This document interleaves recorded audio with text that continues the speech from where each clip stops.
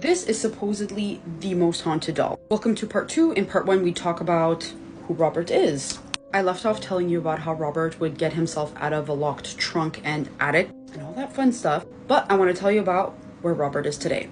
So Eugene, Robert's owner, died in 1974, and he left a doll to the woman who bought his home. She kept him for about 20 years, and then she donated him to Fort East Martello Museum in Florida. And upon doing so, she said that he needed great care as he was possessed, he was haunted. They didn't really believe her, I guess, like, who would, right? But they learned pretty quickly that they should have listened to her. They would experience a lot of paranormal activity at this museum. They would also find Robert outside of the little glass thing he's in, the same way he was getting out of things before he was in a museum. They would hear children's voices when there were no children there and it was after closing. Objects would get knocked over and break. Now, it is very common for visitors to feel something touching their knee when they are visiting Robert at the museum. Cameras tend to glitch.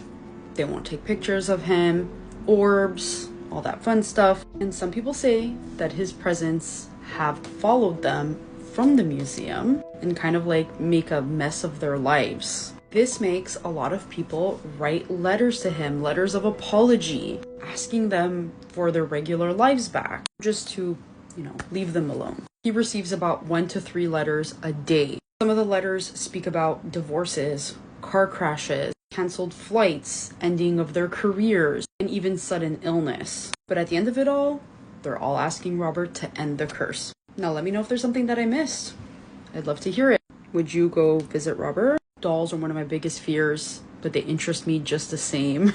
So I'd love to hear it. We'll see you in my next video. Thank you for being here. Goodbye.